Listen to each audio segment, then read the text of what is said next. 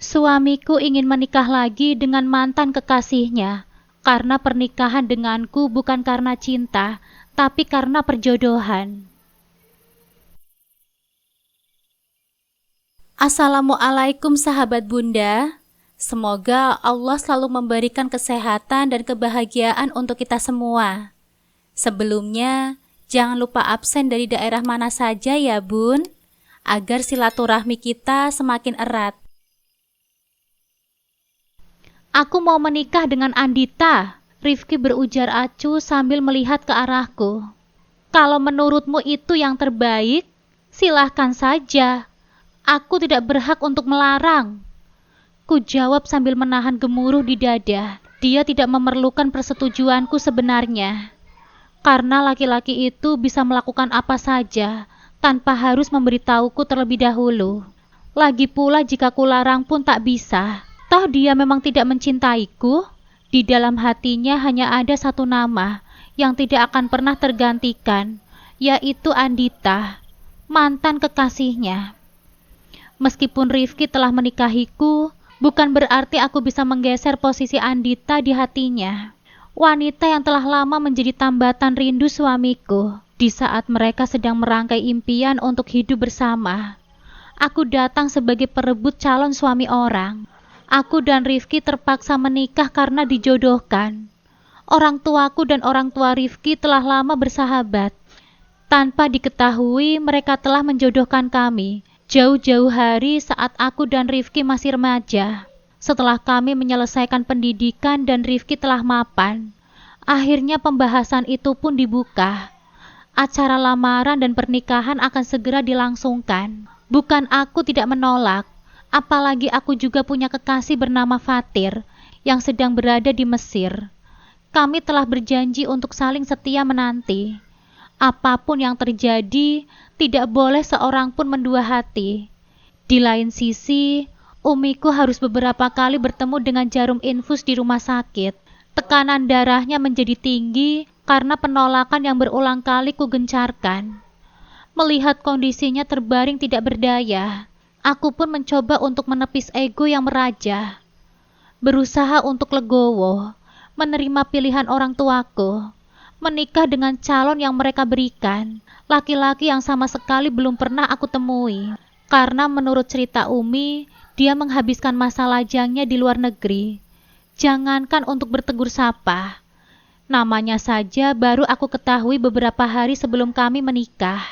Bagus kalau kamu sadar diri, aku memang tidak meminta persetujuan darimu. Aku tidak peduli. Hanya aku minta agar kamu merahasiakan ini semua dari orang tuaku tentunya, terutama ibuku. Rifki sangat menyayangi kedua orang tuanya. Aku tahu itu. Dia tidak pernah membantah sepatah kata pun dari ayah dan ibunya. Di depan mereka, Rifki adalah anak yang patuh lagi baik. Akan tetapi di belakang, laki-laki itu bagaikan iblis tidak berhati nurani. Sekian bulan pernikahan kami, sama sekali dia tidak pernah menganggapku ada. Kami bagaikan orang asing di dalam satu atap. Dia melarangku untuk memaksakan tugas sebagai seorang istri. Apalagi untuk bercinta. Sekalipun dia belum pernah menyentuhku layaknya pasangan normal di luar sana. Sama seperti umiku, ibu mertuaku pun tidak bisa mendengar kabar yang tidak baik. Sakit jantungnya akan kumat seketika. Rifki sangat menjaga itu. Ia tidak pernah membuat sang ibu bersedih. Setiap kami berkunjung ke rumah orang tua Rifki, maka kami akan berlagak seperti pasangan suami istri yang saling menyayangi. Dia akan bersikap sangat romantis padaku. Begitupun aku, diminta untuk berperan sebagai istri yang baik di depan orang tuanya. Hingga sejauh ini, tidak ada yang pernah menaruh curiga dengan pernikahan kami. Pernikahan yang sebenarnya sakit. Kupikir ada yang tidak peduli lagi dengan ayah dan ibu. Kulihat kamu bisa berbuat sesuka hatimu. Jaga mulutmu. Kamu tidak berhak menilai apapun tentang aku. Terserah. Aku beralih ke arah kamar, menutup pintu dan tidak lupa menguncinya. Begitulah, selama 7 bulan pernikahan, aku dan Rifki sudah tidur pisah kamar. Aku dibawa Rifki beberapa hari setelah kami menikah. Laki-laki itu termasuk salah satu pengusaha sukses di usia yang masih tergolong muda. Tidak sulit baginya untuk mendapatkan sebuah rumah besar untuk kami tinggali setelah kami menikah. Namun tujuan utama ia membawaku bersama adalah karena memang tidak ingin menganggapku ada. Sejak awal acara pertunangan pun, ia telah mengatakan semuanya. Saat itu kami sengaja diminta untuk duduk berdua untuk saling mengenal lebih jauh. Dia berbicara apa adanya. Demikian juga denganku. Memberitahukan jika ada sebongkah hati yang tersakiti karena menerima perjodohan kami. Berbeda dengan Rifki. Meskipun awalnya aku menolak, akan tetapi aku berusaha untuk lapang dada. Aku menganggap jodoh dari orang tuaku adalah yang terbaik untukku. Ternyata aku salah. Pernikahan kami malah membuat hari-hariku menjadi suram. Rumah tangga kami bagaikan rumput di padang tandus yang tidak tersiram hujan. Kulirik jam dinding. Jarum pendeknya berada di angka 10. Jika Rifki di rumah, aku selalu mengunci diri di kamar. Bertemu dengannya adalah hal yang sangat aku hindari. Terkadang aku sering merindu Fatir, laki-laki yang bertutur lembut dan selalu menjaga diri ini saat kami bersama, hingga meyakinkanku jika dia adalah pilihan yang terbaik yang pantas ku nanti. Entah bagaimana kabarnya sekarang. Aku tidak pernah menghubungi dia lagi setelah sah menjadi istri Rifki. Aku masih tahu tentang dosa. Tidak baik seorang perempuan bersuami berhubungan dengan laki-laki lain, walaupun hanya sekedar bertegur sapa. Sengaja aku menghilang, karena tidak ingin menyakiti hati Fatir dan mengganggu pendidikan masternya, walaupun rasa sakit itu telah kutorehkan saat kabar pernikahan kusampaikan padanya dulu. Sibuk dengan pikiran yang melalang buana, perutku bernyanyi-nyanyi berulang kali. Aku memang sudah lapar sejak tadi. Namun seperti biasa, aku akan menahannya hingga jadwal Rifki makan terlewati. Lelaki itu terbiasa duduk di meja makan pukul 8 malam. Ia akan menghabiskan waktu setengah jam bahkan lebih hanya untuk menikmati makan malamnya. Sementara aku ogah untuk duduk semeja. Jikapun lapar, aku sudah terbiasa menunggu hingga laki-laki itu beranjak dari dapur. Setelah melaksanakan sholat Isya, aku pun beranjak ke dapur untuk menyiapkan makan malam. Sejak awal tinggal serumah, aku tidak pernah mengurusi segala keperluan Rifki. Begitu yang dia minta, laki-laki itu melarangku untuk berlaku layaknya seorang istri. Tidak boleh mempersiapkan makanan dan lain sebagainya. Kami akan mengerjakannya masing-masing. Aku lebih banyak menghabiskan waktu di rumah, karena belum mendapatkan pekerjaan. Jika soal uang, Rifki memberikan untukku selama status masih menjadi pengangguran. Namun hanya sebatas itu, tidak untuk hal-hal lain. Selain aku dan Rifki, di rumah juga ada seorang wanita parubaya yang ikut membantu urusan rumah tangga. Bi Sari, begitu kami memanggilnya. Dialah yang membantu Rifki selama ini. Wanita itu akan datang setiap pagi dan pulang menjelang sore. Dia hanya melayani Rifki, bukan aku. Aku berjalan ke arah dapur. Perutku mulai terasa perih karena rasa lapar yang terus mengikis. Saat membuka pintu kamar, aku mendengar suara orang yang sedang berbicara dari arah ruang tamu. Kedengarannya seperti suara Rifki. Aku tidak peduli. Perutku diminta untuk segera diisi.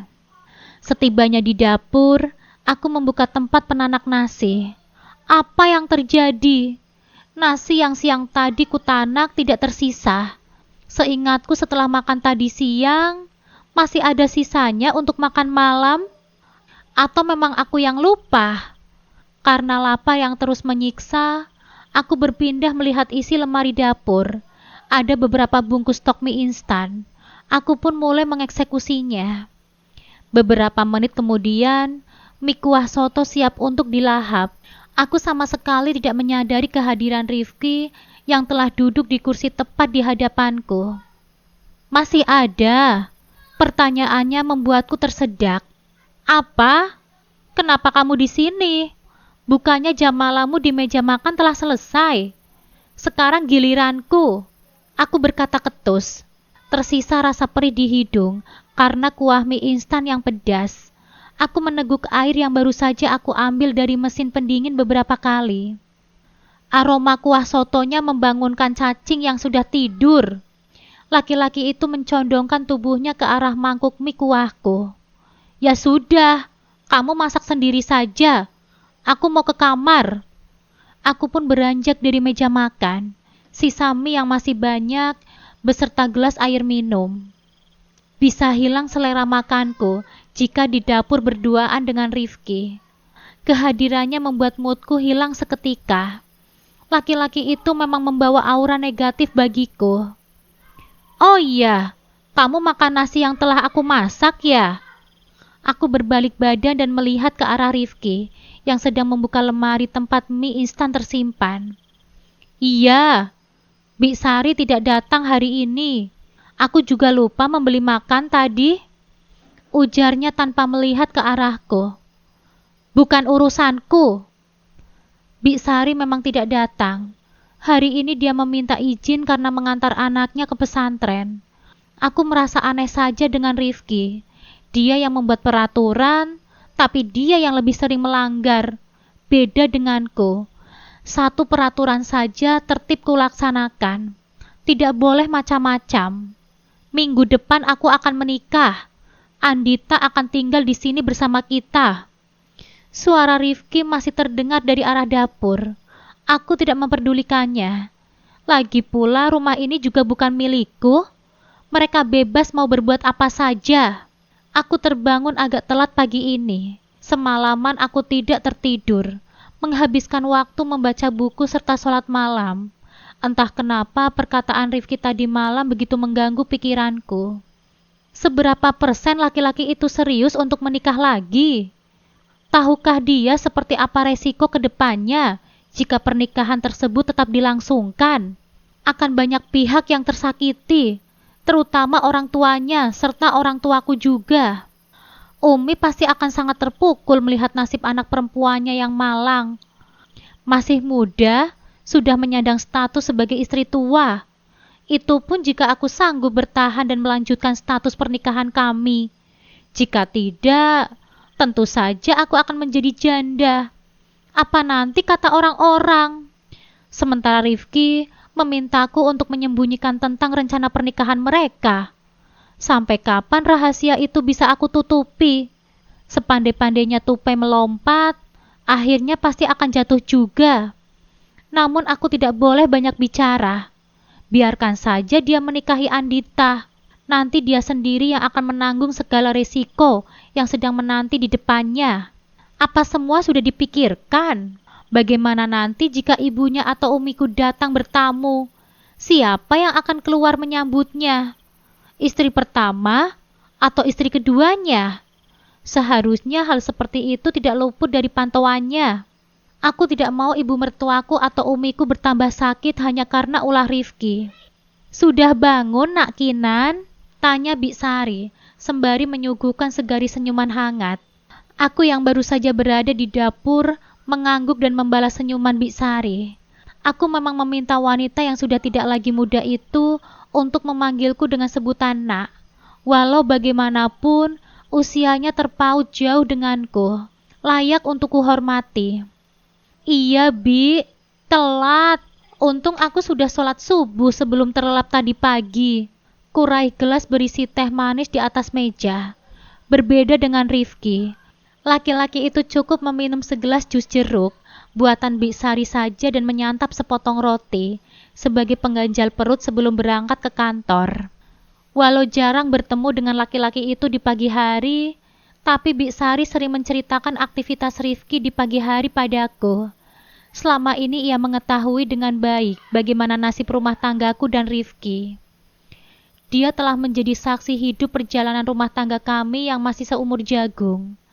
Bik Sari pernah mengungkapkan jika ia merasa kasihan padaku. Kenapa aku bisa terjebak di dalam sebuah pernikahan yang tidak sehat? Begitu tanyanya dulu. Sebenarnya sebuah pernikahan itu tidak salah. Pernikahan adalah sebuah ikatan suci yang harus dihormati dan juga dijaga, agar tidak layu dimakan usia. Namun bisakah rumah tanggaku berbenah hingga menjadi baik? sementara nahkodanya saja selama ini enggan berlayar. Begitu juga awak kapalnya, enggan untuk berlabuh lebih jauh ke tengah samudra. Bi, iya Nak Kinan, ujar perempuan berjilbab berwarna biru laut itu dengan pelan. Meski ia sedang kuajak bicara, akan tetapi tangannya tetap gesit membersihkan sayur dan buah-buahan di wastafel. Wanita tua itu sangat baik padaku. Jika sudah tidak tahan dengan perlakuan Rifki yang semena-mena, aku akan mengadu ke Biksari. Tidak mungkin ke Umi. Namun kali ini aku tidak boleh bicara. Kuurungkan niatku untuk melanjutkan bercerita. Biarlah nanti Biksari melihat sendiri apa yang terjadi. Gak jadi, Bi. Pagi ini Bibi bikin sarapan apa? Aku sengaja mengalihkan pertanyaan. Wanita itu menghentikan aktivitasnya. Ia melihat ke arahku dengan senyuman yang masih melekat di bibir pucuknya. Nak Kinan mau cerita apa? Mungkin ada yang bisa dibantu? Ungkapnya dengan sopan. Aku sengaja meminum teh manis di dalam gelas hingga tandas. Dalam sekali tegukanku, lalu berpura-pura ingin melanjutkan menulis kepada Biksari. Bi, aku permisi dulu ya. Tulisanku harus selesai. Nanti siang tenggat waktu pengirimannya. Aku tidak memperdulikan bagaimana reaksi Biksari di belakangku. Sial, perkataan Rifki tadi malam masih terngiang-ngiang hingga detik ini di pikiranku. Pikiran terus berkecamuk memecahkan konsentrasiku. Terpaksa kembali menunda menulis. Novel yang sedang tahap finishing teronggoh pasrah di atas meja sudut kamar. Laptop yang sedang kunyalakan kembali kupadamkan. Ide menulis seketika hilang. Moodku pun ikut hancur berantakan. Aku bergegas berganti pakaian. Terus-terusan mengendap di kamar pun tidak baik untukku. Paru-paru membutuhkan udara segar. Pikiran juga dibutuhkan untuk diistirahatkan. Ya, aku harus pergi melepas penat yang selama ini merongrong diriku. Setelah memakai baju terusan panjang berwarna hijau lumut dengan dipadukan jilbab lebar berwarna senada, aku menarik kunci motor dan ponsel di atas meja. Assalamualaikum. Aku menyapa seseorang di seberang sana. Temani aku, sedang butuh sandaran. Setelah salam terjawab, aku melanjutkan kalimat permohonan kepada orang tersebut. Oke, di tempat biasa ya, aku tunggu. Aku pun memutuskan sambungan telepon. Yasmin akan menemuiku 1 jam lagi.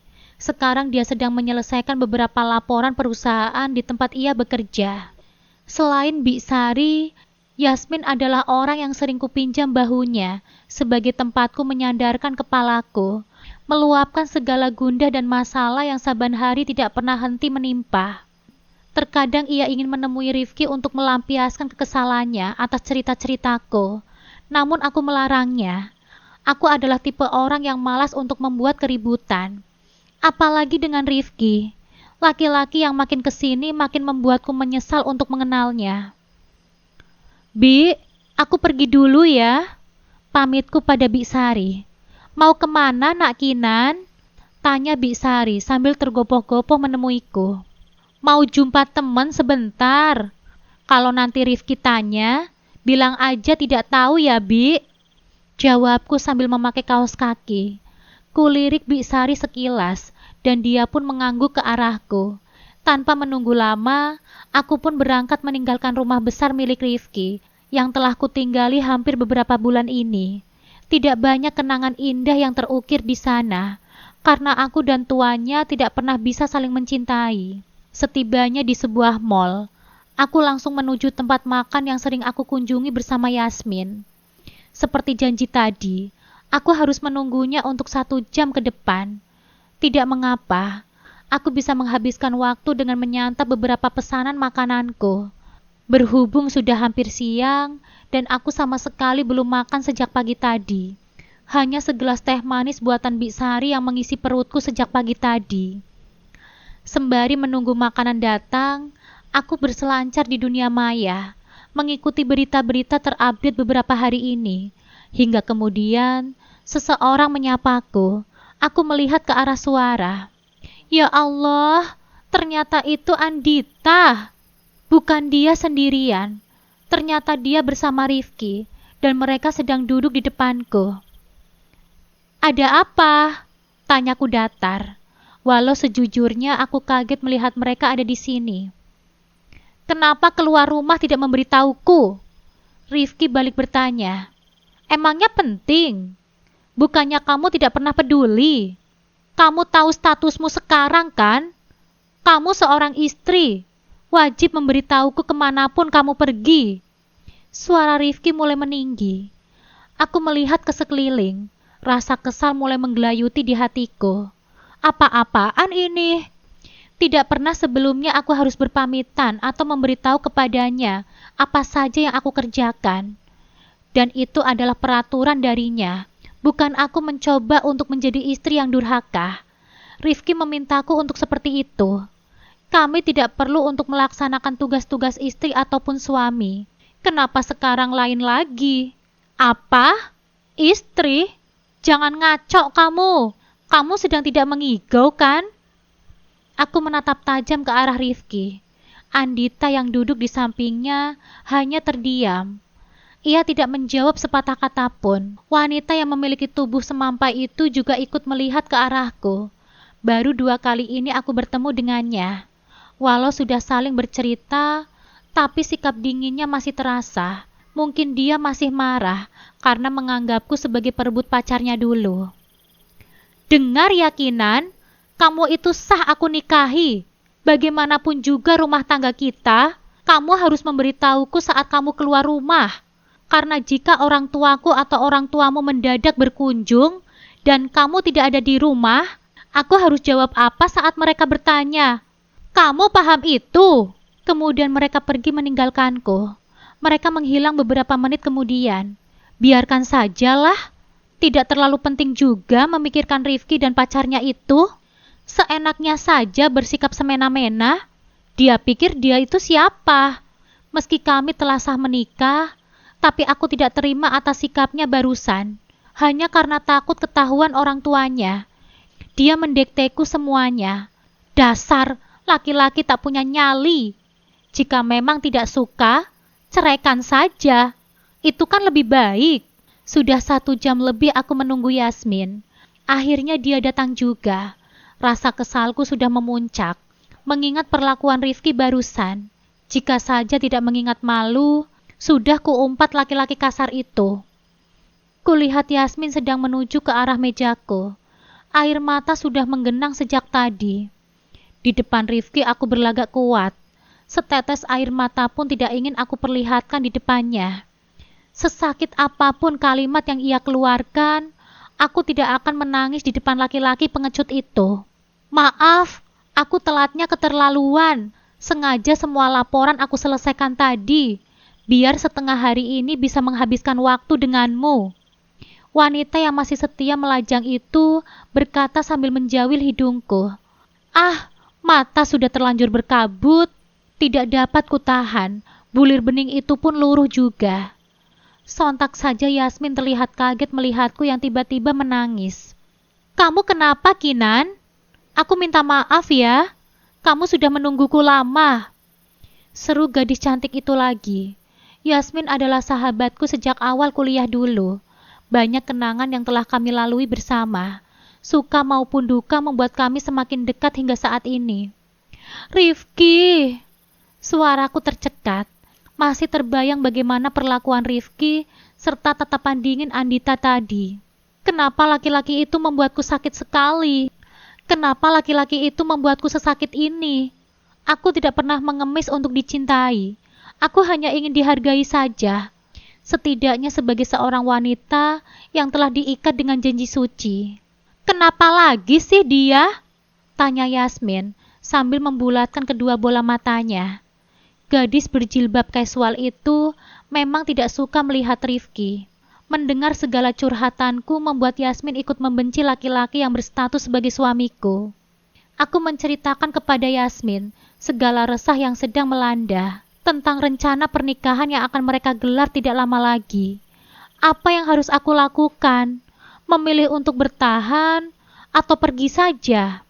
Dasar Rifki, kemana hati nuraninya?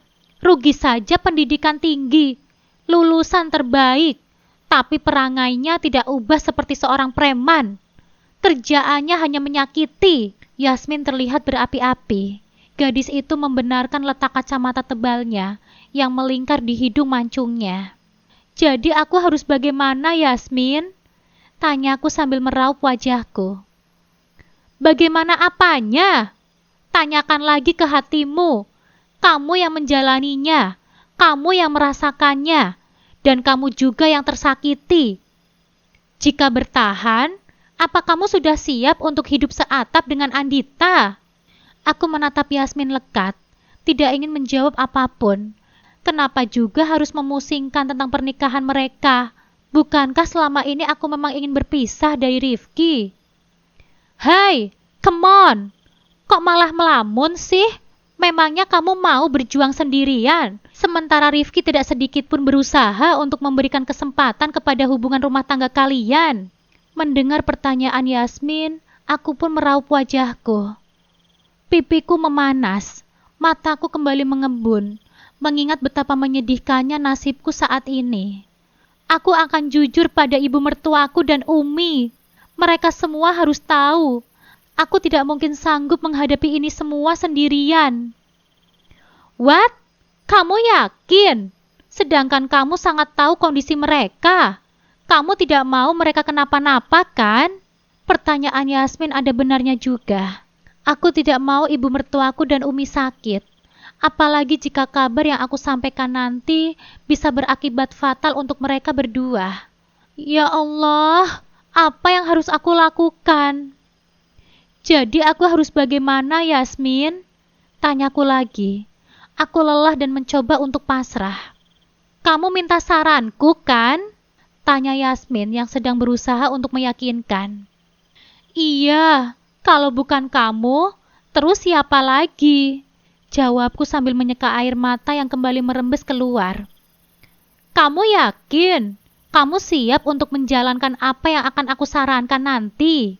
Gadis itu kembali bertanya. Aku pun mengangguk berulang kali, berusaha untuk meyakinkan Yasmin, jika pendapatnya saat ini sangat aku butuhkan. Saranku adalah, bertahanlah demi orang-orang yang kamu cintai. Apa? Kamu serius? Bukannya kamu sangat tidak menyukai Rifki? Aku menatap Yasmin penuh keheranan. Ya, jika kamu ingin semuanya baik-baik saja, kamu harus bertahan, Kinan. Cobalah untuk memegang kendali semuanya. Mulai nanti, bersikaplah layaknya seorang istri. Perlihatkan kepada suami tololmu itu, jika kamu selalu ada. Setidaknya kamu mencoba terlebih dahulu. Jika tidak dimulai, maka kita tidak akan pernah tahu hasil akhirnya. Apa? Bersikap layaknya seorang istri? Aku nggak mau ah. Aku memajukan bibirku beberapa senti. Sepertinya Yasmin sedang tidak serius. Iya, bersikap sebagaimana seorang istri. Menyiapkan segala keperluannya. Sarapan, pakaiannya, dan lain-lain. Yasmin berujar penuh penekanan. Yang benar saja aku harus seperti itu. Mana mungkin, aku dan Rifki sudah dipisahkan oleh jarak yang tak kasat mata. Meski satu rumah, tapi tidak mudah untuk menyatukan kami. Aku sibuk dengan duniaku sendiri, demikian juga dia. Apalagi dia akan menikah dengan Andita tidak lama lagi. Biarkan saja Andita yang mengurus laki-laki itu. Tidak, aku tidak mau. Kamu jangan gila ya, ujarku sambil menyeruput cappuccino latte yang tersisa sedikit lagi di dalam gelas. Dengar ya, Kinan Salsabila. Rumah tangga kalian itu memang baru seumur jagung. Tapi apa kamu tidak ingin mempertahankannya? Demi umimu, demi ibu mertuamu, dan demi untukmu sendiri. Ketuk pintu langit dengan doa-doamu. Jangan terperangkap dengan masa lalu. Lihat apa yang ada di depanmu sekarang. Ya meskipun aku gak suka dengan Rifki, tapi bagaimanapun juga, dia itu adalah suamimu. Perjuangkan itu, Kinan. Yasmin mengepalkan tangannya di depan wajahku. Gadis berdarah Aceh Jawa itu sedang berusaha untuk membuka mataku. Memang benar yang dikatakannya. Selama ini aku selalu membanding-bandingkan Rifki dengan Fatir. Berandai-andai yang terlalu berlebihan. Membayangkan andai saja aku menikah dengan Fatir, pasti kehidupanku akan sempurna. Sementara rumah tangga yang telah berjalan beberapa bulan ini, aku anggap hanya sebuah beban besar dan harus segera disingkirkan. Berpisah dengan Rifki adalah kalimat yang selalu menari-nari di alam bawah sadarku. Tidak seorang pun dari kami yang mau mengalah. Sama-sama mempertahankan ego masing-masing. Sama-sama keras kepala. Kamu serius? Tanyaku memastikan. Ya pasti serius lah. Apa aku bisa? Sementara dia mau menikah lagi. Untuk apa? Jika nanti ujung-ujungnya aku semakin sakit. Nan, Tuhan memang memperbolehkan perceraian, tapi bukan semudah itu. Kita disuruh usaha dulu, berjuang dulu untuk mempertahankan pernikahan itu. Kalau misalnya semua usaha dan doa sudah dilakukan, tapi masih juga tidak berubah, aku setuju jika kamu memilih untuk berpisah. Aku membenarkan perkataan Yasmin. Perceraian memang dibolehkan, tapi bukan asal-asalan. Apa aku harus mengikuti saran-saran Yasmin? Mungkinkah aku berhasil? Tapi kan dia mau menikah. Bagaimana? Ya terserah dia saja. Kamu tetap memperjuangkan hak kamu. Rebut hatinya. Itu tugasmu. Aku gak mau dibilang perempuan perebut pacar orang. Aku menghela nafas berat. Hei, kamu bukan perebut pacar orang. Melainkan wanita itu sekarang yang sedang menambah kerunyaman di dalam rumah tanggamu. Seharusnya dia itu bisa move on, seperti Fatir yang mencoba move on dari kamu. Ah, baiklah, aku akan mencoba menjalankan semua saranmu. Aku menggenggam tangan Yasmin dengan erat. Karena aku menginginkan kebahagiaan dan kebaikan untukmu, sayang. Yasmin membalas genggamanku. Senyum tersungging di bibir tipis milik sahabatku itu. Yasmin adalah sahabat yang terbaik. Ia tidak pernah melihat masalah dari satu sisi. Itu adalah kelebihan yang dia miliki. Berbeda denganku, rasa egois masih merajai diriku. Tidak bisa dikerasi, maka aku pun juga akan membalas dengan hal-hal yang sama. Sebenarnya itu kulakukan untuk menutupi kesedihan dan kesendirianku selama hidup dengannya. Aku tidak mau terlihat lemah di depan Rifki. Ternyata, semakin kesini aku semakin paham. Jika kekerasan dibalas dengan kekerasan, maka akan semakin menghadirkan jarak dan kebekuan yang entah kapan akan mencair. Tidak terasa telah beberapa jam kami bersama. Yasmin selalu asik untuk diajak bicara. Walaupun semenjak aku menikah, dia lebih sering mendengar keluh kesahku daripada aku menyimak ceritanya. Yasmin tidak mempermasalahkan hal itu. Setelah bercerita banyak hal kepada gadis bermata bulat itu, kami pun berinisiatif untuk pulang. Saat hendak mengambil tas di atas meja, ponselku berdering nyaring. Segera kuraih benda pipi tersebut dari dalam tasku yang berukuran kecil. Aku sangat kaget membaca nama yang terpampang di layar ponsel. Ada nama laki-laki itu menelponku. Rifki? Seruku pada Yasmin. Angkat! Ingat! Jangan terpancing emosi. Aku mengangguk ke arah Yasmin. Sedikit gemetar jari telunjukku menyentuh layar yang menyala. Menyeret tanda telepon berwarna hijau ke atas. Panggilan pun tersambung. Assalamualaikum. Waalaikumsalam. Ucapku pelan. Belum bisa pulang. Ibu mau datang. Ujar laki-laki itu di seberang sana. Nada suaranya terdengar sinis. Sebentar lagi aku pulang. Kamu tenang saja. Panggilan telepon terputus tanpa ada ucapan salam. Aku menghela nafas berat. Kepalaku sedikit berdenyut. Beban hidup ini terasa sungguh berat. Aku melihat ke arah Yasmin. Wanita cantik itu menepuk pundakku, seolah memberikan semangat jika bukan saatnya untuk menyerah. Aku harus cepat. Ibunya Rifki sudah di jalan. Ujarku pada Yasmin saat memeluk dirinya. Yasmin membalas pelukanku dengan erat. Kemudian kami berjalan hingga ke parkiran dan berpisah di sana. Aku mengendarai sepeda motor dengan kecepatan standar. Kondisi jalan yang ramai membuatku berpikir 2 kali untuk melaju kencang. Beberapa saat kemudian, aku sudah tiba di rumah. Kondisi dari luar terlihat masih sepi. Dugaanku jika ibu pasti belum sampai. Di depan pintu masuk, Rifki berdiri angkuh. Kedua tangannya menyilang di dada. Tatapannya bagaikan ribuan jarum yang menusuk dengan tajam. Dengan sangat terpaksa, aku menyunggingkan segaris senyuman tipis kepada Rifki. Laki-laki itu menaikkan sebelah alisnya. Puas merajalela? Pertanyaan Rifki menohok hatiku. Ingin sekali meninju wajah laki-laki itu. Akan tetapi nasihat Yasmin terus terngiang-ngiang. Demi orang-orang yang aku sayangi, biarlah aku bersabar menghadapi tingkah laki-laki sombong yang sedang tegak berdiri di hadapanku. Maaf, aku tidak memberitahu. Ibu sudah di mana? Aku mencoba mengalihkan pertanyaan. Ingat tugasmu, jadi istri yang baik di depan ibu. Selama ini kurang baik apa aku? Selalu berusaha mengikuti aturannya dengan sempurna. Berpura-pura bahagia di depan orang tua dan mertuaku. Namun pada kenyataannya hanya kamuflase semata. Aku bergegas menuju kamar, membersihkan badan dan mengganti pakaian.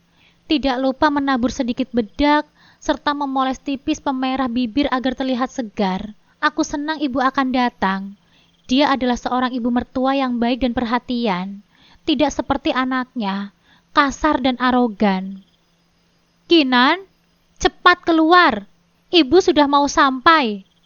Seru Rifki di depan pintu kamar. Aku bergegas memakai khimar. Sekali lagi memantulkan diriku di depan cermin besar di dalam kamar. Kemudian segera membuka pintu dan buru-buru ingin menyambut ibu mertuaku di depan pintu. Namun aku dibuat kaget saat lenganku ditarik dari arah kanan.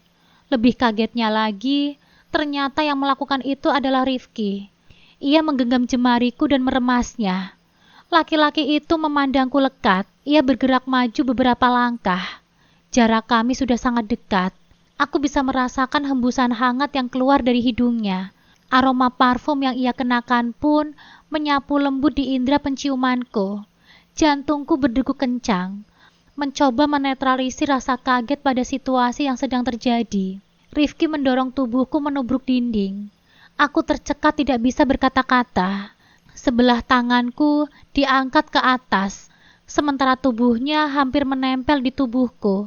Aku gelagapan, berusaha menenangkan jantung yang berdetak semakin tidak karuan. Hawa panas menjalar dari wajah hingga ke ubun-ubun. Aku tidak bisa bergerak. Jangan baper, ini hanya simulasi biar chemistry di depan ibu lebih klik. Rifki berbisik pelan di telingaku. Nafasnya masih terus memburu. Sementara aku sedang mencoba keras menetralisir hati yang telah dibuat kacau beberapa detik olehnya. Ya Allah, laki-laki macam apa dia? Apa aku mempunyai stok sabar yang lebih? Hingga Allah menjodohkanku dengannya. Ketukan pintu mengagetkanku. Aku berusaha melepaskan genggaman dari Rifki. Namun laki-laki itu malah menariknya. Bersikap manislah di depan ibu, ucapnya penuh penekanan. Aku seperti seekor kerbau yang dicucuk hidungnya, mengikuti perintah sang tuan tanpa berontak. Meski hati ini sakit dan sedih atas perlakuannya yang susah ditebak. Akan tetapi aku berusaha untuk tidak menangis di depan laki-laki tersebut. Apalagi ibu mertuaku sudah tiba di depan rumah. Rifki membuka pintu depan. Jemari kami masih saling bertautan. Nampak ibu mertuaku tersenyum senang dalam balutan hijab syar'inya. Wanita itu terlihat lebih segar dari beberapa minggu yang lalu setelah harus menginap di rumah sakit karena kondisi yang lemah. Sementara ayah berdiri di belakang ibu menenteng tas berukuran sedang. Bu, ya, ayo masuk. Kenapa harus repot-repot menjenguk kami? Tinggal telepon saja, kami akan segera ke tempat ayah dan ibu. Ucap Rifki dengan nada suara yang sangat ramah. Ibu rindu sama kamu. Dirasa-rasa sudah lama gak jumpa. Banyak yang ibu mau obrolin. Wanita yang masih terlihat cantik di usia yang tidak lagi muda itu melirikku sambil tersenyum. Aku segera menyodorkan tangan untuk menyalaminya.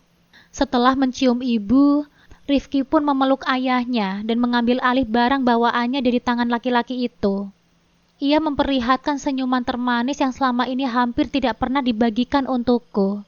Senyuman itu hanya akan terlihat saat ia sedang video call bersama Andita. Itu pun aku melihatnya secara diam-diam. Kami mau menginap untuk 2 malam ke depan.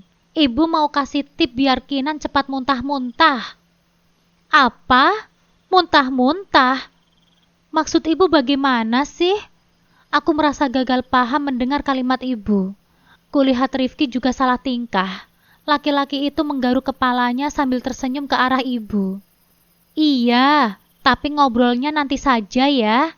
Ibu dan ayah istirahat dulu. Di kamar atas saja ya. Aku bawakan barang-barangnya ke sana. Rifki hendak melangkah menuju tangga, tapi ayahnya melarang. Kok di atas? Mana bisa ibumu bolak-balik naik turun tangga? Di rumah saja kami sudah pindah ke kamar bawah. Ibumu nggak boleh kelelahan. Kamar bawah? Tanyaku spontan. Bagaimana ini? Aku dan Rifki saling pandang. Memang ada 3 kamar di lantai bawah, tapi semuanya sudah terisi, karena kamarku dan Rifki terpisah. Sedangkan 1 kamarnya lagi untuk Bisari. Biasanya setelah lelah bekerja, dia akan beristirahat di kamar tersebut. Iya nak, ibu nggak boleh kelelahan. Sedikit saja capek langsung sesak nafas. Ibu berujar sambil mengurutkan dada. Ya sudah, ibu dan ayah tunggu di sini dulu ya. Aku dan Kinan beresin dulu kamarnya, karena selama ini aku pakai untuk ruang kerja. Agak berantakan dengan berkas-berkas. Ucap Rifki berbohong sambil merangkul pinggangku. Tidak biasanya diperlakukan seperti ini, membuat debaran-debaran itu muncul seketika. Seandainya dia selalu bersikap seperti ini, tentu saja aku juga tidak akan keras kepala menghadapi laki-laki itu. Setelah menyuguhkan minuman dan cemilan, kami pun berpamitan pada ayah serta ibu untuk mempersiapkan kamar tidur untuk mereka. Tidak semudah itu. Di ujung lorong ruangan sebelum menuju ke kamar yang akan dibersihkan, kami masih sempat berdebat memilih kamar mana yang akan ditempati sementara oleh ayah dan ibu. Kamarmu saja, gak mungkin kamarku. Banyak berkas-berkas penting, Rifki berkata ketus. Apalagi kamarku, barangku 2 kali lipat dengan barangmu. Kalau kamu sanggup memindahkan dalam waktu kurang dari setengah jam, ya silakan. Aku menjawab datar. Karena tidak mempunyai waktu lama untuk berdebat, akhirnya Rifki menyetujui jika kamarnya dijadikan sebagai kamar sementara untuk ayah dan ibu. Aku pun membantunya membereskan barang-barang pribadi miliknya. Tidak ada berkas-berkas kerja di sana, karena selama ini ruang kerja Rifki ada di lantai atas. Baju-baju serta barang-barang yang mencurigakan lainnya segera kami angkut dan dibawa ke kamarku. Untung saja mereka sedang asik menikmati teh hangat sambil menonton acara TV kesukaannya, sehingga ayah dan ibu tidak terpengaruh pada kami berdua. Hampir setengah jam aku dan Rifki membereskan semuanya. Ia memindahkan, sementara aku merapikannya di kamarku. Semua baju-baju laki-laki itu kususun rapi dalam lemari yang memang sengaja aku kosongkan 2 pintu.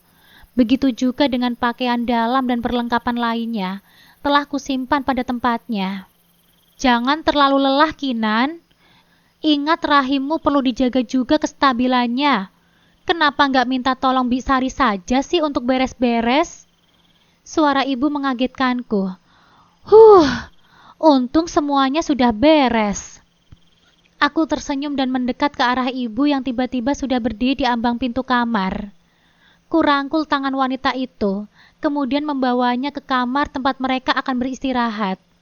Ibu istirahat saja dulu. Yang gak boleh capek-capek itu ibu. Harusnya ibu banyak istirahat. Gak boleh banyak pikiran. Wanita itu mengusap pucuk kepalaku. Duh, jika begini aku sangat merindukan Umi. Umi juga terbiasa memperlakukanku seperti ini.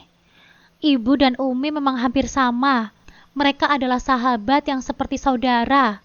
Karena sebab itu mereka bersikeras untuk menjodohkan kami, anak-anaknya. Umi percaya jika Rifki akan menjagaku dengan baik. Demikian juga dengan ibu. menganggap jika aku adalah jodoh yang tepat untuk anaknya. Rifki mengangkat koper milik ayah dan ibu ke dalam kamar. Kami meminta mereka untuk beristirahat terlebih dahulu, namun ibu menolaknya. Ibu belum sholat asar, mau wudhu dulu.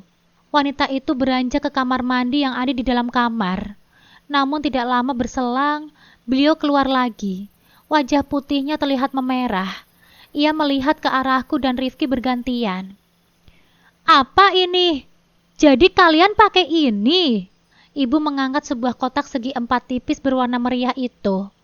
Kotak tersebut dipenuhi dengan tulisan yang berukuran sangat kecil. Dalam jarak beberapa langkah, aku tidak bisa melihat tulisan itu dengan jelas. Aku melempar pandang ke arah Rifki. Kotak tersebut pasti milik laki-laki itu, karena selama ini dialah yang berada di kamar ini.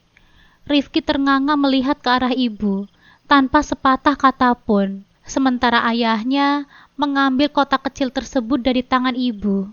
Laki-laki parubaya itu sibuk membolak-balikan kotak yang berada di tangannya. Seraya bertanya, "Kondom? Hah? Kondom?" Tanyaku tak kalah kaget. Pandangan kami bertiga pun tertuju ke arah Rifki. Kami menatap Rifki meminta penjelasan, dengan berbagai macam pikiran tentunya. Kenapa Rifki membeli kondom? Toh selama menikah kami tidak pernah melakukan hubungan suami istri. Jadi kondom yang di kamar mandi itu untuk siapa? Jadi kalian pakai kondom? Tanya ibu menatap lekat ke anaknya. Iya bu. Sebenarnya Kinan tidak mau. Aku saja yang pakai. Dia berkata sambil menggaruk-garuk kepalanya. Sering kuperlihatkan jika ia sedang berbohong, maka kebiasaan yang dilakukan adalah menggaruk-garuk kepala bagian belakang. Lah, kapan punya bayinya? Kalau pakai beginian, seru ibu sambil menghela nafas. Tega sekali dia membohongi ayah dan ibunya. Berapa banyak kebohongan demi kebohongan yang telah kami ciptakan. Terlanjur berbohong dan akhirnya semakin larut dalam skenario yang entah kapan akan berakhir. Kamu belum mau punya momongan, Kinan? Ibu beralih padaku, sementara ayah memilih duduk di pinggir ranjang dan memperhatikan kami. Mau, Bu. Mau banget. Lirihku sambil menunduk. Sebenarnya siapa sih yang tidak mau punya keturunan? Tapi jika aku memiliki anak dari Rifki, apa dia mau menerimanya? Takutnya laki-laki itu malah menghindar dan beralasan jika itu di luar kesengajaan. Sengaja ibu datang ke sini mau kasih kamu ramuan herbal agar kamu cepat hamil. Berikhtiar, bukannya begini. Lalu kamu, Rifki, belum mau punya anak. Ibu mencecar Rifki dengan nada putus asa. Rifki meraih lengan sang ibu dan membawanya duduk di samping ayah. Kemudian laki-laki itu menarik dan merangkul bahuku. Siapa bilang aku gak mau punya anak, Bu? Hanya saja aku dan Kinan masih mau pacaran dulu. Kami mau puas-puasin dulu waktu-waktu berdua. Iya kan sayang? Rifki meminta persetujuanku. Lebih tepatnya memaksa aku untuk ikut berakting seperti dia. Membohongi orang tuanya. Kulihat ibu dan ayah saling beradu pandang. Mereka kemudian tersenyum satu sama lain. Kamu sih, Bu, buru-buru aja maunya. Wong anaknya masih mau pacaran dulu kok. Kayak gak pernah muda aja. Ayah mengejek ibu yang duduk di sampingnya. Lalu mereka tertawa bersama. Rifki juga ikut tertawa lepas seperti tiada beban. Lah aku? Apa aku harus ikutan akting tertawa juga? Yang benar saja, aku harus ikutan tertawa. Karena Rifki menyubit bahuku yang sedang dirangkulnya. Artinya itu aku harus terlihat bahagia. Untung saja aku tidak sedang bersama ayah dan ibu lagi. Jika tidak, berbagai pertanyaan akan muncul seperti tidak ada habisnya. Mereka sedang beristirahat sekarang. Sementara aku juga ingin merebahkan badanku sebentar saja sambil menunggu Isya. Baru saja memejamkan mata, sebuah tepukan mendarat di bahuku. Malah tidur. Kamu ke sana, aku mau di sini. Ternyata itu Rifki. Baru datang sudah main usir saja. Apa? Aku pindah ke sofa. Enggak ah. Aku membalikkan badanku memeluk guling. Heh, ayo cepetan buruan. Dia memaksaku. Kenapa bukan kamu saja yang di sana? Ini kamar siapa? Tempat tidur siapa? Aku menantangnya. Ya kamarku, tempat tidurku, karena ini rumahku. Paham kamu? Ya Allah, ini orang kok bisa menjengkelkan banget ya ternyata. Aku pun berdiri berhadap-hadapan dengan Rifki. Sengaja kutatap bola mata yang agak kecoklatan itu. Tidak terlihat seperti orang jahat. Tapi kenapa perangainya bisa menyebalkan seperti itu? Oke, aku akan beritahu ibumu sekarang. Juga akan memberitahu tentang kondom yang ditemukan itu. Bahwa kamu bukan memakainya ketika sedang bersamaku. Ya barangkali kamu menggunakannya dengan mantanmu itu. Ancamku sambil berjalan ke arah pintu. Rifki menarik lenganku dengan kasar. Refleks aku memutar tanganku, hingga menimbulkan suara mengaduh dari Rifki. "Oh shit, oke. Aku yang tidur di sofa. Puas kamu. Dan satu lagi, kondom itu bukan milik siapa-siapa, atau dipakai dengan siapapun. Cuma jadi koleksi saja." Koleksi? Ternyata selain suka mengoleksi perempuan, kamu juga suka mengoleksi alat pengaman. Kurasa kamu itu memang tidak sehat deh. Seruku sambil menatapnya tak percaya. Aneh. Rifki mencebik sambil memperlihatkan tinjunya padaku. Lalu laki-laki itu beranjak ke arah sofa berukuran lebar yang berada di tepi dinding. Ia masih terlihat meringis sambil memegangi pergelangan tangannya yang aku putar tadi. Merasa lucu melihat laki-laki itu. Aku ingin tertawa. Belum tahu dia kalau aku dulu pernah menyandang sabuk merah di taekwondo. Maaf, aku nggak sengaja. Aku berjalan mendekatinya, meraih tangannya dan mengusap perlahan. Tidak ada reaksi penolakan, mungkin karena memang sakit dan lelah, sehingga dia pasrah menerima perlakuanku. Sekalian saja tadi dipatahkan, serunya masih dengan nada ketus. Kalau aku patahkan, terus kamu akan memenjarakanku. Dan kamu akan dengan mudahnya untuk menikahi wanita itu, bukan? Aku berujar sambil memperhatikan pergelangan tangannya yang sedikit merah. Tidak ada respon apapun dari laki-laki itu. Saat aku berpaling ke arahnya, Rifki sedang bersandar di sandaran sofa, sedang memejamkan mata diiringi dengan dengkuran halus yang muncul, menandakan bahwa Rifki sudah terlelap. Cepat sekali tidurnya, belum juga selesai berdebat. Ucapku perlahan, sambil menghentikan gerakan di tangan Rifki. Ku beranikan diri untuk melihat wajah Rifki yang sedang pulas, terlihat damai dan menenangkan. Sangat jauh berbeda di saat dia sedang membuka matanya. Apalagi ketika ia sedang melihat ke arahku. Selalu sorot mata tajam yang ia perlihatkan. Aku sengaja memindai wajah laki-laki itu dari jarak yang sangat dekat, tanpa diketahui oleh pemiliknya. Bulu mata lentik saling beradu. Pori-pori kecil di wajah mulus milik laki-laki itu bisa aku lihat dengan jelas. Lekukan bibir berwarna merah, ditambah hidung lancip yang aduhai. Tidak bisa dipungkiri jika Rifki memang sangat tampan. Jika saja dia mencoba berdamai dengan kondisi pernikahan kami, seperti aku yang sedang memperjuangkannya saat ini, mungkin sekarang kami sedang belajar untuk menerima satu sama lain. Lelah menjalani hidup seperti ini, tertekan serta tersiksa lahir dan batin, hidup dalam keterpura-puraan yang entah kapan akan berakhir. Apa kamu gak mau mencoba untuk saling menerima? Secinta apa sih kamu sama mantanmu itu? Aku juga gak kalah cantik kok dari dia. Asal kamu tahu ya, Fatir bahkan lebih tampan darimu. Tapi aku mencoba sekuat tenaga untuk melupakannya. Bukan seperti kamu, gagal move on. Aku berujar pada Rifki yang sedang terlelap. Sebelum beranjak dari sofa, ku tatap sekali lagi wajah itu sambil berdoa, agar Allah membuka hatinya untuk menerima kehadiranku. Tapi tidak berapa lama, Rifki membuka matanya. Aku tertangkap basah. Segera aku palingkan wajahku dan bangkit dari sofa. Namun laki-laki itu menarik gamisku hingga langkahku tertahan. Ia kembali menggetak, Karena tidak bisa menjaga keseimbangan, aku pun terjatuh di atas tubuh Rifki. Aku merasakan sekujur tubuhku menjadi kaku seketika. Aku tidak bisa bergerak walau hanya mendongakkan kepala. Tubuh kami tidak berjarak. Ku tenggelamkan wajahku ke dadanya yang berada di bawah tubuhku. Sementara tangan ku tangkupkan di bawah dada. Tidak ingin memeluk tubuhnya. "Ngapain kamu tadi, ha?" Suaranya terdengar seperti bentakan di telingaku. Lidahku keluh tidak bisa menjawab. Aku ingin segera terbebas dan keluar dari kamar ini.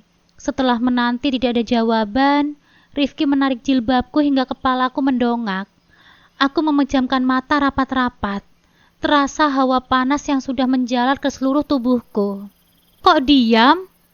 Tadi berani. Sekarang kenapa malah berubah jadi diam? Kamu itu apa-apaan sih? Lepasin. Kalau enggak aku tonjok bibirmu biar dower." Ancamku serius. Dia malah mengeratkan pegangannya di pinggangku sambil menekan kuat tanpa perasaan. Rifki malah tertawa. Tubuhku terguncang mengikuti irama tubuh Rifki yang sedang terbahak. "Kamu pikir aku takut? Kamu anak taekwondo kan? Nah, aku anak karate. Terus mau apa? Lepasin gak?" Aku mengangkat kepalaku, tapi masih sambil memejamkan mata agar tidak langsung bertatapan dengan kedua bola mata Rifki. Ku rasakan sesuatu yang lembut menyentuh bibirku. Meski tidak berlangsung lama, aku menebak jika Rifki baru saja mengecupku. Getaran aneh itu kembali menjalar ke seluruh aliran darahku di dalam tubuh. Meski sekejap, tapi meninggalkan bekas untukku. "Gila kamu ya!" Aku berontak melepaskan diri. Saat pelukan tangan Rifki di pinggang terasa agak longgar. Aku bergegas bangkit dan berdiri di depannya. "Katanya mau tonjok. Itu sudah aku tonjok pakai bibir. Belum cukup?" Cecarnya bertubi-tubi. "Kamu itu bisa sopan gak sih? Jahat banget." Suaraku mulai menggelegar. Emosiku hampir meledak karena tingkah Rifki. "Loh, sejak tadi kamu liatin aku terus? Bukannya itu yang kamu mau? Selama kita menikah, kamu belum pernah aku kecup kan? Belum dibuka segelnya." Padahal sama sekali aku tidak melihatnya sejak tadi. Refleks aku menampar Rifki. Kata-katanya itu sudah sangat kasar untukku. Aku tidak pernah memintanya untuk diperlakukan sesakit ini.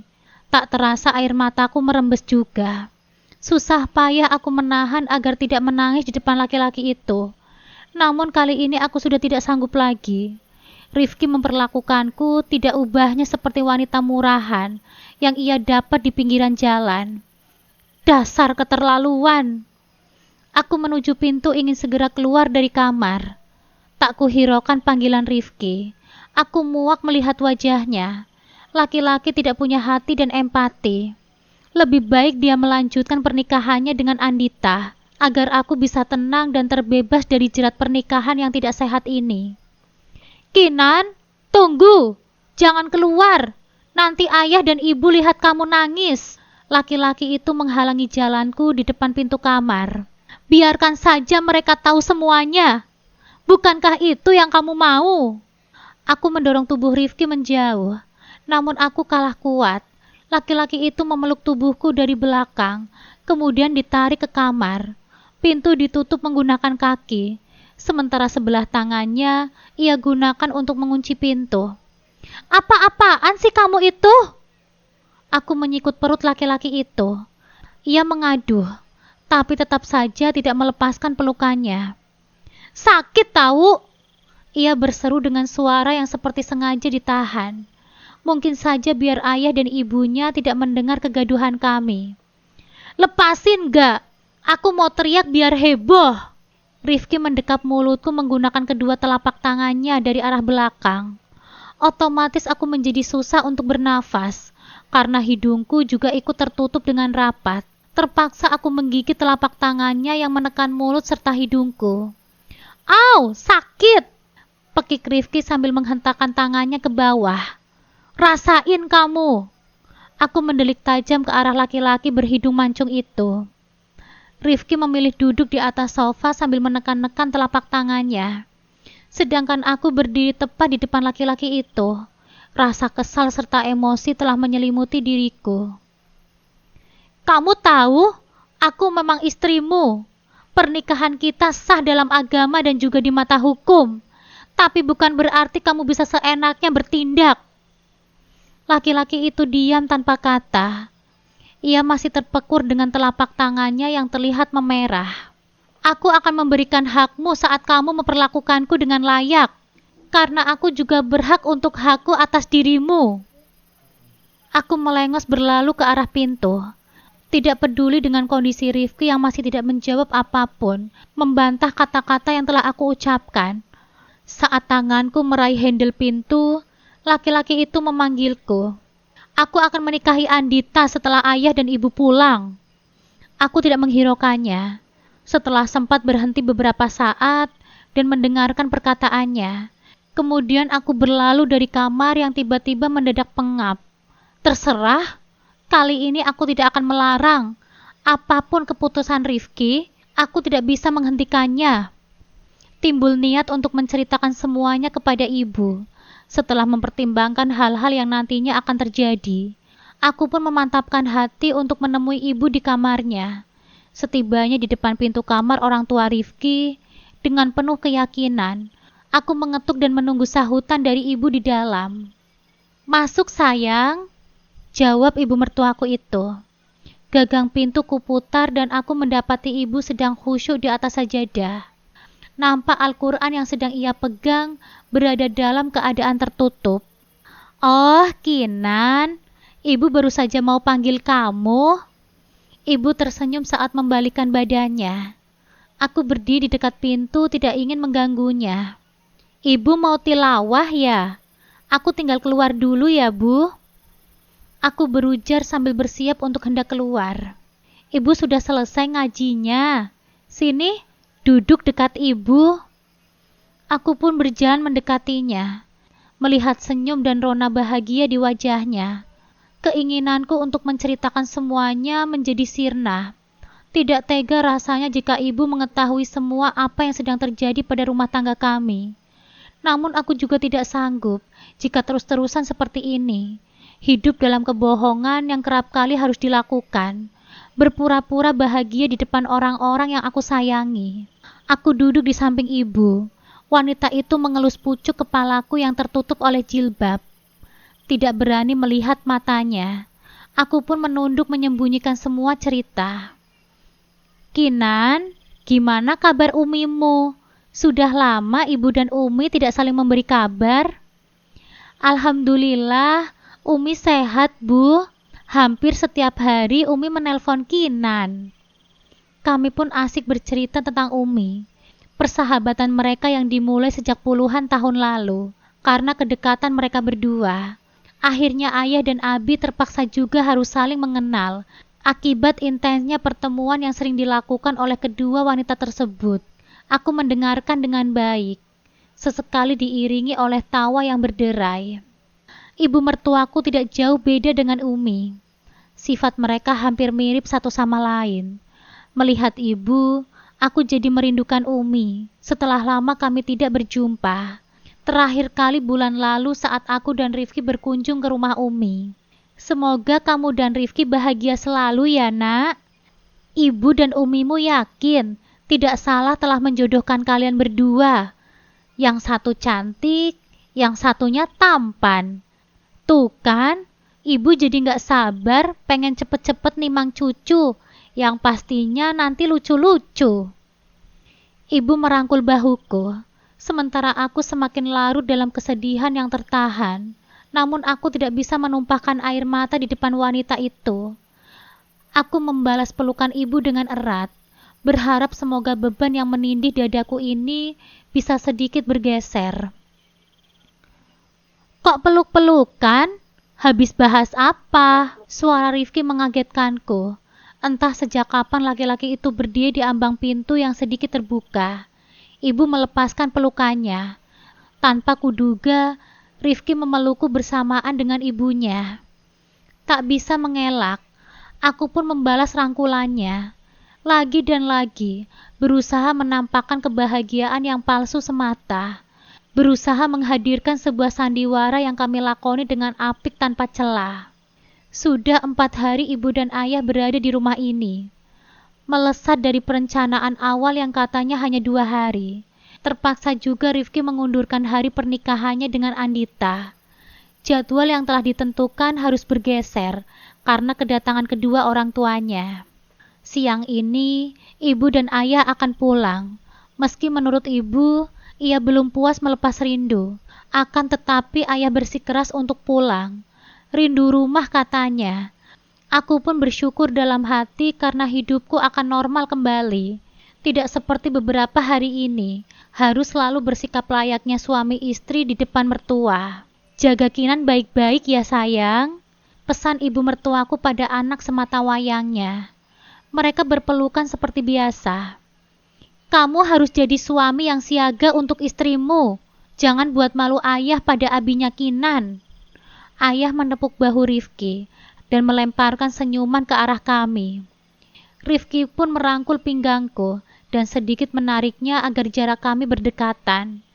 Aku menuruti saja karena ayah dan ibu masih berdiri di depan kami. Hingga mereka berdua masuk ke dalam mobil dan berlalu dari pandangan. Akhirnya Rifki melepaskan lingkaran tangannya dari pinggangku. Laki-laki itu melangkah ke dalam rumah tanpa mengajakku ikut bersamanya.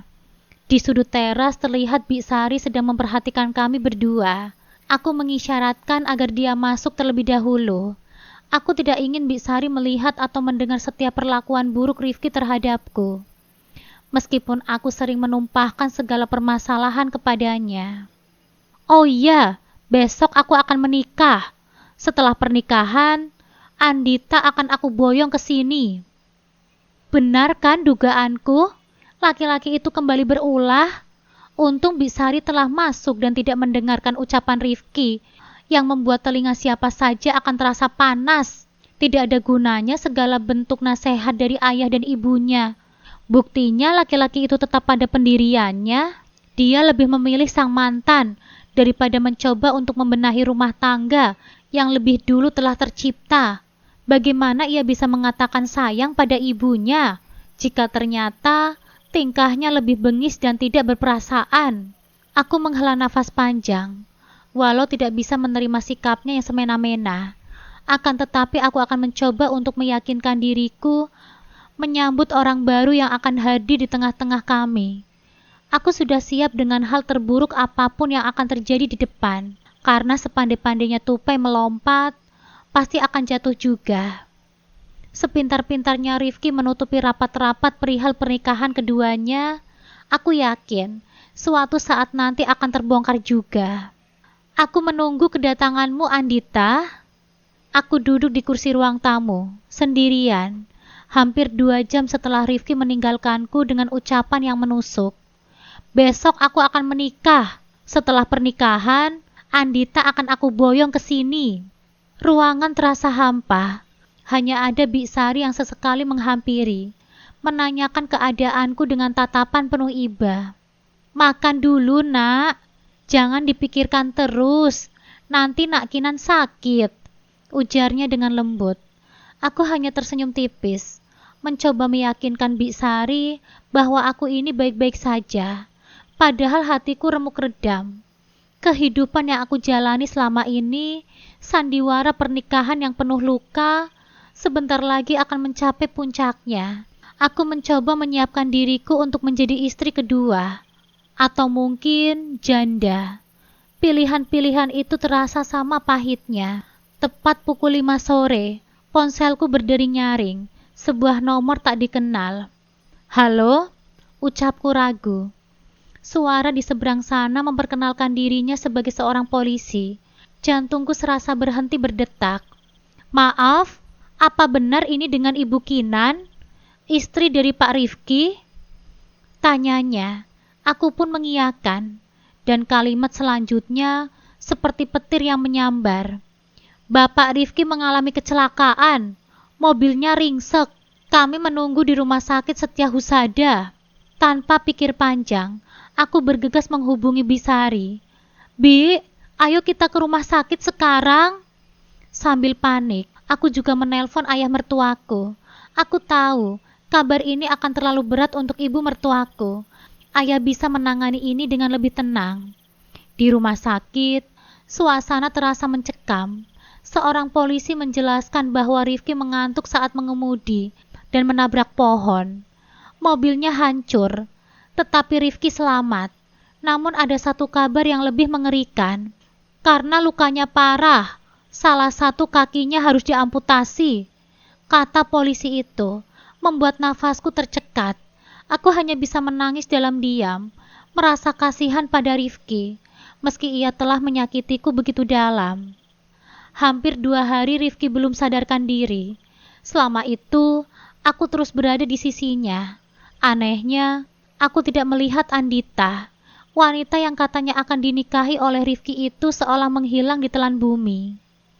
Di sore hari yang kelabu, aku, kedua orang tuaku, dan ayah serta ibu mertuaku sedang berkumpul di ruang rawat Rifki. Tiba-tiba, mata Rifki terbuka perlahan. Ia melihat ke sekeliling, lalu menatap kakinya yang ditutupi oleh selimut. Ketika ia menyadari kakinya telah diamputasi, ia berteriak histeris. Kakiku kenapa?" teriaknya sambil berusaha bangkit. "Rifki, tenang dulu ya nak, kamu baru saja siuman," ujar ayahnya menenangkan. Rifki menatap ayahnya dengan mata penuh kemarahan dan keputusasaan. "Ini semua salahku, aku tidak berguna." Dia menangis, memukul-mukuli ranjang. Air mataku ikut menetes melihatnya. Aku mendekatinya, mencoba mengusap keningnya. "Rifki, sudah, jangan salahkan dirimu sendiri. Kamu masih hidup, itu yang terpenting," bisikku dengan lembut. Selama 3 hari berikutnya, Rifki hanya diam. Ia menolak bicara, makan, atau bahkan menatapku. Hingga pada suatu sore, ia tiba-tiba memecahkan keheningan. "Ponselku mana?" tanyanya dengan suara serak. Aku mengambil ponselnya yang sudah hancur. Rifki menatapnya dengan tatapan kosong. "Beli yang baru," ucapnya singkat. Aku membelikannya ponsel baru. Hal pertama yang ia lakukan adalah mencari nomor Andita di kontak. Aku melihatnya, hatiku kembali teriris. Setelah beberapa kali mencoba, Andita akhirnya mengangkat teleponnya. Aku hanya bisa mendengarkan ucapan Rifki yang lirih dan penuh harapan. Lalu terdiam. Tidak lama kemudian, ia berteriak-teriak frustasi dan membanting ponselnya. "Bajingan kamu Andita! Kenapa kamu tidak mau sama aku yang cacat seperti ini?" teriaknya. Rifki benar-benar hancur. Ia mencoba bunuh diri dengan melompat dari jendela. Namun aku sigap menahannya. Aku memeluknya dengan erat, membiarkan ia menangis di pelukanku. "Jangan lakukan itu, Rifki. Masih ada aku di sini. Aku tidak akan pernah meninggalkan kamu," ucapku. Ia hanya terdiam, membalas pelukanku dengan lemah. 1 bulan berlalu, dan aku menjadi istri yang sesungguhnya. Aku merawat Rifki dengan tulus, menyiapkan makanannya, memandikannya, membantunya beraktivitas. Meskipun ia masih sering cuek dan tidak banyak bicara, aku merasakan ada perubahan kecil dalam dirinya. Ada rasa sayang yang tumbuh di hatiku, tidak peduli ia pernah menyakitiku. Beberapa bulan kemudian, Rifki mulai pulih. Dia menjadi lebih baik, lebih perhatian, dan tidak pernah lagi bersikap kasar padaku. Setiap pagi, dia membangunkanku untuk sholat subuh dan menjadi imam yang baik untukku. Dia tidak lagi menyebut nama Andita, seolah wanita itu tidak pernah ada. Kini kami menjalani kehidupan pernikahan yang bahagia. Aku bersyukur, takdir telah memberikanku kesempatan untuk memperbaiki semuanya. Bukan hanya untuk Rifki, tetapi juga untuk diriku sendiri. Cinta sejati tidak datang dari kesempurnaan fisik, melainkan dari hati yang tulus dan kesetiaan yang tidak terganti. Tamat.